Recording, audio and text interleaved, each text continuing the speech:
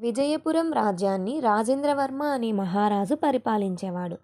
కళ, సాహిత్యం, విద్యలంటే ఆయనకు ప్రత్యేకమైన అభిరుచి. రాజ్యసభలో తరచూ కవులు, పండితులు, సంగీతకారులు తమ ప్రతిభను చూపుతుండేవారు. ఒకరోజు ఆ రాజ్యసభకు ఓ పండితుడు వచ్చాడు. అతను అనేక భాషల్లో ప్రావీణ్యం కలిగి ఉన్నాడని గర్వంగా చెప్పి రాజును సవాలు చేశాడు. మహారాజా, మీ రాజ్యంలో ఉన్న ఎవరైనా నా మాతృభాషను గుర్తించగలరా అని అన్నాడు. రాజు సూచనతో సభలోని పండితులు ఒక్కొక్కరు వేర్వేరు భాషల్లో ప్రశ్నలు అడగసాగారు. ఏ భాషలో అడిగినా ఆ అతిథి తడబడకుండా సమాధానమిచ్చాడు. అందరూ ఆశ్చర్యపోయారు. చివరికి సభలోని పండితులంతా చేతులెత్తేశారు. రాజు తన ప్రధానమంత్రిని చూశాడు. మంత్రి చిరునవ్వుతో ముందుకొచ్చి కొన్ని భాషల్లో ప్రశ్నలు వేశాడు. పండితుడు మళ్ళీ అటు ఇంగ్లీష్, ఇటు తమిళం, హిందీ, కన్నడ అన్ని భాషల్లో మాట్లాడుతూనే ఉన్నాడు.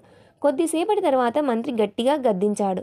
నీవు మోసం చేస్తున్నావని కోపంతో సైనికుడి ఖడ్గాన్ని లాగి పండితుడి వైపు ఎత్తాడు. భయంతో ఆ పండితుడు ఒక్కసారిగా అయ్యో రక్షించండని తెలుగులో అరిచాడు. మంత్రి ఖడ్గం నుంచి నవ్వుతూ రాజుతో చెప్పాడు. మహారాజా, మనిషి భయపడినప్పుడు అనుకోకుండా మాట్లాడే మాటలు అతని మాతృభాషలోనే వస్తాయి. కాబట్టి ఈయన మాతృభాష తెలుగు. రాజు తల ఊపి సంతోషించాడు. పండితుడు తన తప్పు అంగీకరించి వినయంగా నమస్కరించి రాజ్యసభను విడిచి వెళ్ళిపోయాడు. కథ నచ్చితే లైక్ చేసి సబ్స్క్రైబ్ చేయండి ఫ్రెండ్స్.